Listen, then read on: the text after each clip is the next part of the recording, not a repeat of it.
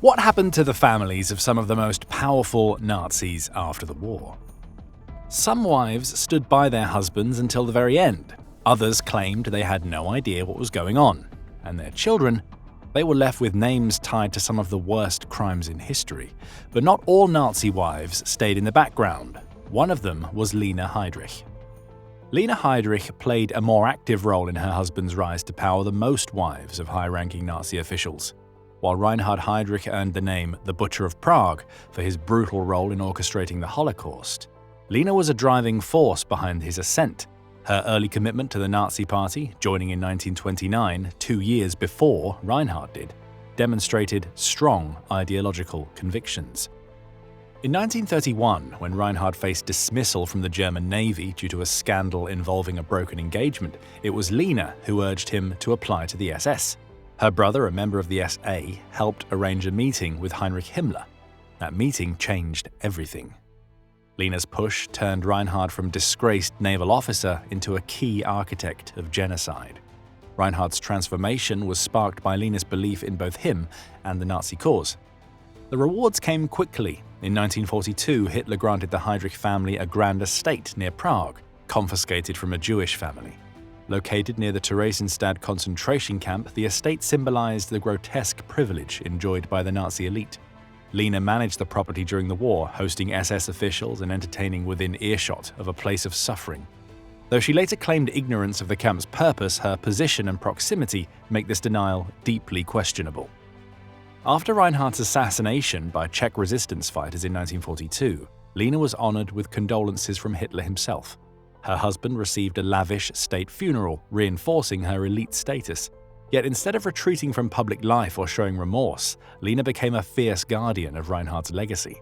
After the war, Lina avoided serious repercussions. Though Czechoslovakia sentenced her in absentia to life imprisonment, she was never extradited or jailed. West Germany not only released her, but granted her a widow's pension, sparking controversy over the leniency shown to those close to the regime. In 1976, Lina wrote a memoir called Living with a War Criminal. Instead of showing remorse, she portrayed Reinhard as a misunderstood hero and even used some anti-Semitic stereotypes. She also kept tight control over his private papers, only sharing the ones that made him look good. It wasn't just her version of the story, it was carefully crafted propaganda. While some Nazi wives distanced themselves from the ideology or claimed ignorance, Lina did the opposite. She maintained contact with former SS members, dismissed Holocaust evidence as Allied propaganda, and actively defended the racial policies of the Third Reich. Her children grew up under this carefully curated version of history, taught to admire their father. Lina even opposed memorials to Reinhardt's victims in Czechoslovakia, further revealing her determination to preserve a legacy built on genocide. Lina Heydrich's story is a chilling example of how some Nazi loyalists escaped justice. Unlike lower-ranking officials who were tried and punished, she retained her property, social status, and government benefits. Her case highlights the failures of post-war accountability and shows how ideology, when paired with privilege, can endure long after the war is over. As the Nazi regime collapsed in 1945, another woman, Magda Goebbels, was preparing for something far darker. As Soviet forces tightened their grip on Berlin in April 1945, Magda Goebbels made a chilling decision that would define her legacy. Alongside her husband, Josef Goebbels, she moved into the Führer bunker with their 6 children. Symbols of Aryan propaganda whose blonde hair and blue eyes were once paraded as ideals. It was here, in those final days, that Magda carried out an act of devotion so extreme, it remains one of history's most disturbing testaments to ideological fanaticism. On May 1, 1945, aided by SS Dr. Ludwig Stumpfegger, Magda administered cyanide to each of her sleeping children. Witnesses recalled seeing the children dressed in white nightgowns laid carefully in their bunk beds. Soon after, Magda and Josef took their own lives. Their bodies were partially buried in the Chancellery Garden just 1 day after Hitler's death. These killings weren't spontaneous. Evidence shows that Magda had been planning them for weeks. Historians still debate her exact motivations. Some suggest fear of Soviet retribution played a role, but her writings suggest something deeper: ideological sacrifice. She once described Hitler as unreachable and untouchable, almost godlike. The fact that he was the children's godfather only added symbolic weight. Magda may have seen their deaths not as murder, but as preservation, removing them from a future she believed unworthy. Magda's background adds complexity to her choices. Born into privilege in 1901, she had access to education and wealth. Her first marriage to industrialist Günter Quandt left her financially secure, but it was her 1931 marriage to Josef Goebbels and her embrace of Nazi ideology that defined her public life. Strikingly, her stepfather was Jewish and died in Buchenwald, a fact she never acknowledged. Some historians even speculate he was her biological father, making her devotion to Nazism all the more contradictory. The children had long been a part of Nazi propaganda. Their images appeared beside Hitler, portraying the Goebbels as the ideal German family. Their deaths, therefore, were more than personal. They were theatrical, ideological. Reports suggest that Magda rehearsed the act, testing sedatives on the children weeks beforehand. In letters to her son Harold Quandt from her first marriage, she expressed no regret, only the belief that everything beautiful, admirable, noble, and good had died with Nazism. Magda's relationship with Hitler also shaped her final actions. As one of the few women in his inner circle, she enjoyed unusual access to the Führer. While some speculate their relationship bordered on the romantic, no concrete evidence supports this. What is clear is that Hitler's death on April 30th shattered her last sense of purpose. With both Hitler and the Nazi cause gone, she may have seen no future worth living or allowing her children to live. Ultimately, Magda's actions reflect the Nazi cult of sacrifice. The regime glorified death for the cause, particularly in its final days. By killing her children, Magda enacted this ideology in its most extreme form. Her belief that a world without Nazism wasn't worth living extended even to her children, whom she saw as symbols of the regime rather than individuals with their own futures. But not all Nazi wives chose death. Some, like Margarete Himmler, chose denial. Margarete Himmler claimed she knew nothing of the Holocaust, but her actions and the records she left behind tell a very different story. As the wife of Heinrich Himmler, one of the chief architects of genocide, Margarete lived at the very heart of the Nazi power structure. Her husband oversaw concentration camps, the final solution, and the SS. Still, after the war, she insisted she had no idea what had been happening. But the facts suggest otherwise. Margarete joined the Nazi Party as early as 1928, years before it became politically necessary. As Frau Reichsführer SS, she hosted gatherings for SS officers' wives at their home on Lake Tegernsee, reinforcing loyalty to the regime and spreading its ideology in elite circles. These were not simple dinner parties, they were part of Nazi social machinery. In 1940, she accompanied Heinrich on a visit to occupied Poland. Her diary from the trip contains chilling language, referring to Jewish people as rabble and vermin. She saw ghettos and the destruction of Jewish communities with her own eyes. Her words show not only awareness, but also ideological alignment with Nazi racial policies. Yet after the war, she claimed ignorance. Financial records tell another part of the story. Margarete directly benefited from the regime's crimes. The Himmlers acquired property confiscated from Jewish families. Their household was funded by SS resources. She managed the family estate, enjoyed government perks, and traveled through war zones under SS protection. These privileges weren't accidental, they were rewards for loyalty and proximity to power. After Heinrich's death in 1945, Margarete was arrested and investigated by Allied authorities. Despite denying any knowledge of the Holocaust, the Denazification Tribunal found her to be a fellow traveler, someone who may not have committed crimes directly, but who enabled and supported the system. She was sentenced to 30 days of penal labor, lost her voting rights, and was barred from receiving a pension. Ironically, her punishment focused not on her role in genocide, but on the illegal profits she had gained during the war. After the war, she adopted the alias Margarete Boden and lived quietly in Germany, avoiding media attention. She maintained contact with former SS families and continued to uphold a sanitized version of her husband's legacy. While publicly silent, her private correspondence showed lingering anti-Semitism and disdain for the Allied occupation. Historians have since uncovered further signs of her complicity. Letters between Margarete and Heinrich revealed that she was kept informed about the war effort. Former SS officers testified that she attended events where atrocities were discussed openly. Survivors recalled her making chilling remarks that suggested she understood what was happening and approved. Not all Nazi wives lived in denial or hardship after the war. Some, like Emmy Göring, embraced the spotlight and the benefits of their past long after the regime fell. Emmy Göring, wife of Reichsmarshal Hermann Göring, lived a life of luxury at the very heart of the Nazi elite. A former actress, she reveled in fame and privilege during the Third Reich, calling Hitler Uncle Adolf and parading her wealth and status like royalty. While other Nazi wives stayed in the background, Emmy was front and center, styling herself as Germany's unofficial First Lady before Eva Braun entered the inner circle. Her home, Karenhall, was a luxurious estate filled with stolen art and luxury goods looted from across Europe. Emmy was known for hosting lavish parties for high-ranking Nazi officials, dressing in gowns and jewels while war raged across the continent. She received designer clothes from occupied Paris and traveled with servants, bodyguards, and an extravagant entourage. Unlike many others, Emmy didn't claim ignorance. She embraced the Nazi regime, its hierarchy, and her role in it. She adored the limelight and relished her proximity to power. Her only daughter, Edda, was treated like a princess of the Reich, showered with gifts from Hitler and raised in opulence, while other children starved or hid in terror. After the war, Emmy Göring was captured by American forces. During her interrogation, she showed no remorse and proudly defended her husband's role in the regime. She was sentenced to a year in prison and had her property confiscated. Yet despite this, she returned to public life with surprising confidence. In post-war Germany, Emmy gave interviews, attended social functions, and even published memoirs that painted her life under the Third Reich in glamorous tones. She continued to live comfortably, supported by admirers and royalties from her book. While the world came to terms with the horrors of the Holocaust, Emmy clung to her former glory, unrepentant and unbothered. Her story highlights how image, charm, and denial allowed some Nazi loyalists to maintain status and comfort even after defeat.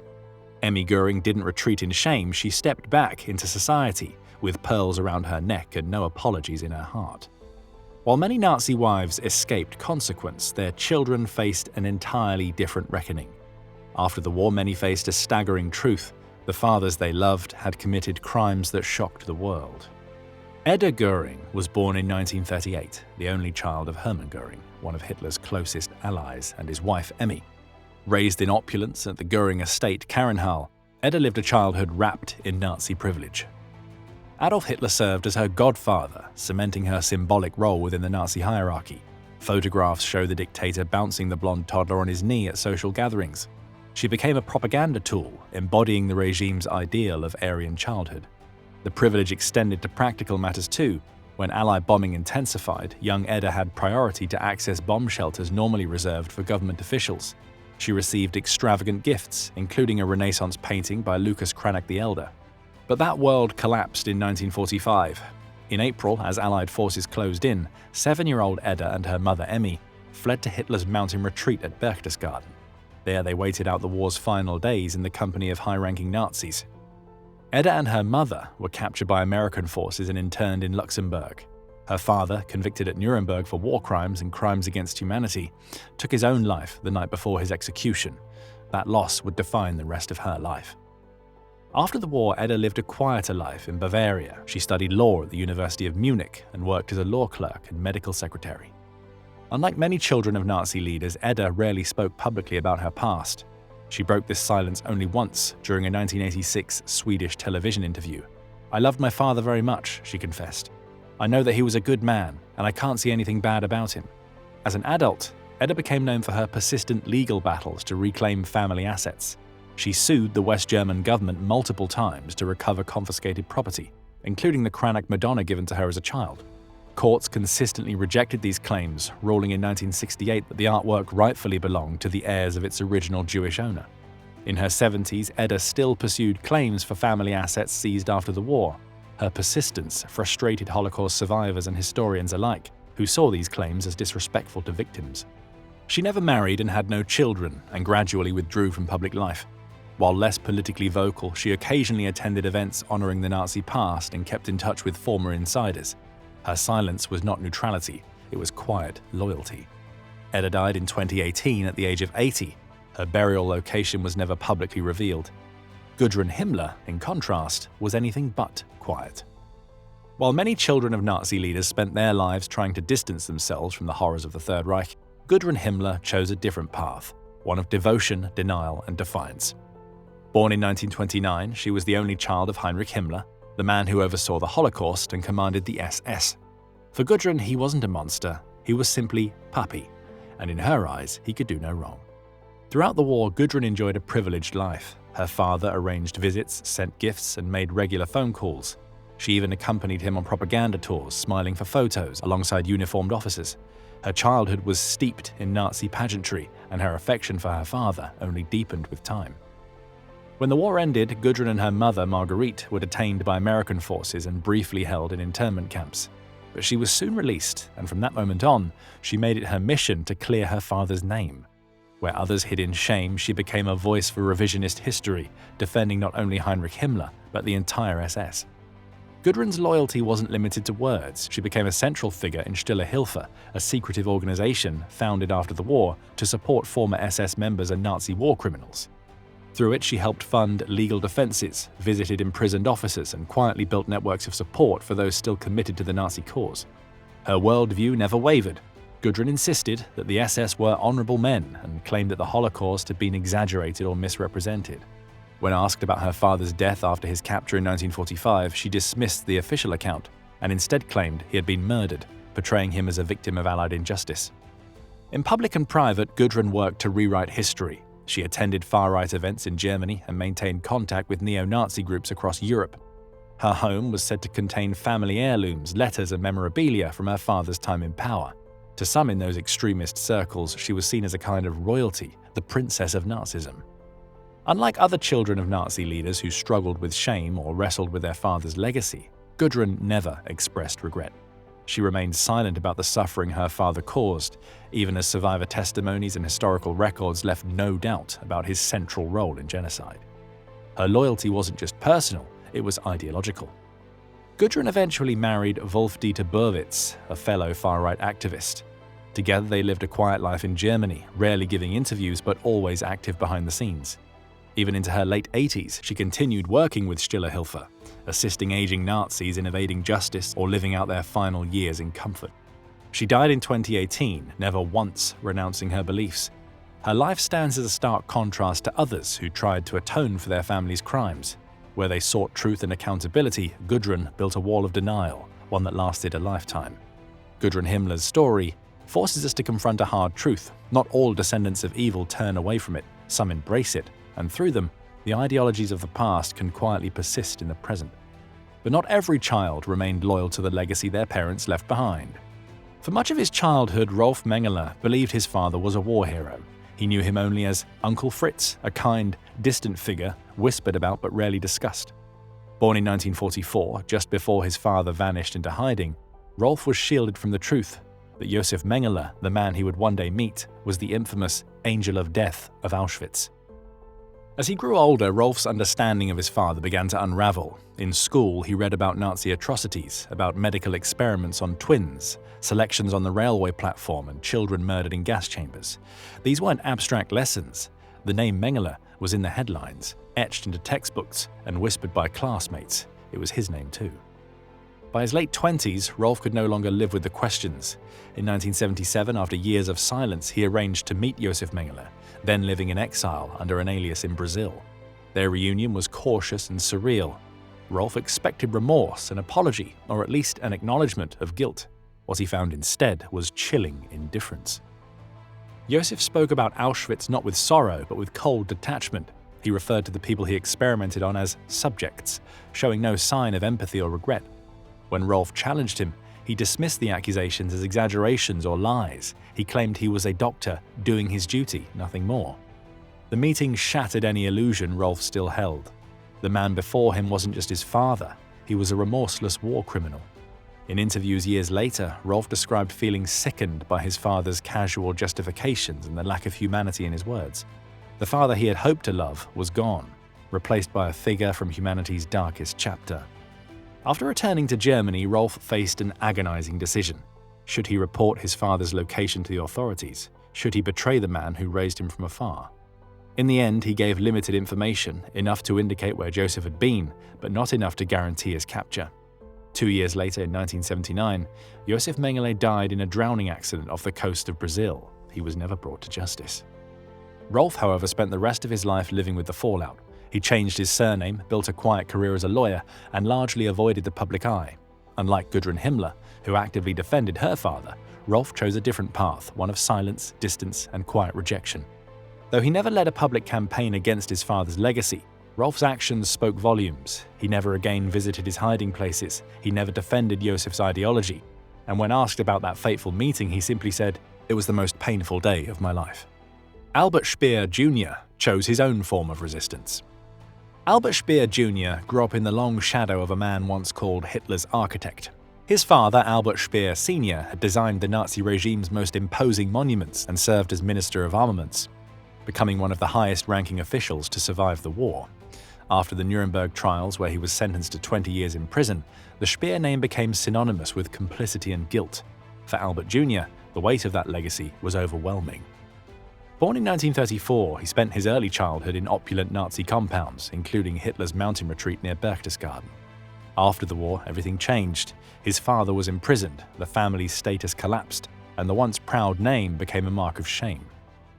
Young Albert developed a severe stutter and withdrew into himself, signs perhaps of the internal conflict between the father he loved and the regime he would come to understand.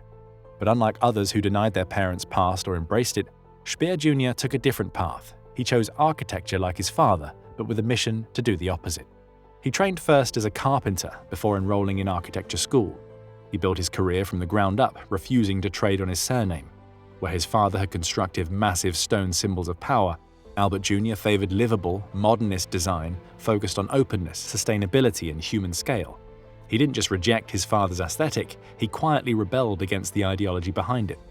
One of his most symbolic projects came in 2000 when he designed the German Pavilion for Expo in Hanover. Unlike the intimidating grandeur of Nazi architecture, the pavilion was bright, airy, and transparent, an architectural statement that democracy and human dignity had replaced darkness and control. As Speer once said in a rare interview, "Architecture should serve people, not intimidate them." Though he rarely spoke about his father publicly, his work told its own story. He focused on urban planning that brought communities together, mixed-use spaces, green areas, pedestrian-friendly design. His planning firm consulted on cities around the world, including Cairo and Shanghai, where he helped shape entire districts focused on livability rather than legacy. Throughout his life, Albert Jr. remained cautious, even reluctant to discuss his past. "I have tried my whole life to distance myself from my father," he once told a journalist. That distance wasn't just physical, it was moral, emotional, and professional. Where his father had built structures for a dictatorship, Albert Jr. built cities for democracy. Still, the name followed him. He refused to change it, choosing instead to outgrow it. When he eventually received accolades for his work, like the Grand Prize for Urbanism in 2003, the focus was on his vision, not his lineage. It was a quiet victory, earned over decades. Albert Speer Jr. never became a crusader like Niklas Frank, nor did he sink into denial like Gudrun Himmler. His work was a subtler reckoning. He carved a path away from a dark past, reclaiming a name not by forgetting it, but by transforming what it stood for. Then there was Niklas Frank. Niklas Frank didn't inherit his father's beliefs, he inherited his father's crimes. Born in 1939, Niklas spent his early childhood in Krakow, Poland, living in Wawel Castle while his father, Hans Frank, ruled as Hitler's appointed governor-general. Outside the palace walls, the Nazi regime turned Poland into a slaughterhouse. Over 4 million people were murdered under Hans Frank's administration. Inside, young Niklas played with toys in ornate rooms, unaware that terror was unfolding just beyond the gates. That innocence shattered after the war. In 1946, Hans Frank was hanged at Nuremberg for war crimes and crimes against humanity. Niklas, then just 7 years old, first saw images of his father's victims in newspaper photos, children his own age staring blankly at the camera. It was a moment he would never forget. Where many children of Nazi leaders chose silence or denial, Niklas chose confrontation. He became a journalist, then an author, and in 1987 he published Der Vater, eine Abrechnung, The Father, a Reckoning. It was not a memoir, it was a public prosecution. In it, he dissected his father's career, ideology, and moral failures with relentless anger and detail. He called his father a coward, a criminal, and a disgrace, not just to Germany, but to humanity. The book shocked the country. Never before had a Nazi's child spoken so brutally, so publicly, about their parents' legacy. Niklas didn't stop there. He began traveling across Germany, speaking in schools, community centers, and universities. He brought family photos and paired them with images of the Holocaust. His message was clear. We cannot understand history unless we confront it personally. The emotional toll was immense. Niklas battled depression, turned to alcohol, and struggled with the weight of public scrutiny. His mother remained loyal to Hans Frank until her death, deepening Niklas's isolation. But despite this, he kept speaking out. He saw it as a moral obligation, not just to reject his father's crimes, but to ensure others never repeated them. Niklas's mission wasn't just about Hans Frank. It was about how ordinary men became murderers in suits, how ideology warps morality, how entire societies can become accomplices to evil if they look away. Through his books and lectures, he urged Germans to stop viewing the Holocaust as history and start seeing it as a warning. Over the years, some accused Niklas of exploiting his family name. Others called his work excessive, but he never wavered. He knew the shame of his surname couldn't be erased, but maybe if he shouted loudly enough, it could be repurposed, not as a symbol of guilt, but as a weapon against forgetfulness. Today, his writings are part of Germany's school curricula. His voice, fierce, unfiltered, and brutally honest, has become one of the most important in the country's struggle with its past. Niklas Frank did not inherit his father's ideology. He inherited the responsibility to destroy it. Well, that's it. Thanks for watching. We hope you found this video informative. If you enjoyed learning about today's topic, make sure to check out our video, What Happened to Hitler's Family After World War II. Don't forget to like this video, subscribe to our channel, and hit the notification bell to stay updated on more World War II content. And we'll see you in the next one.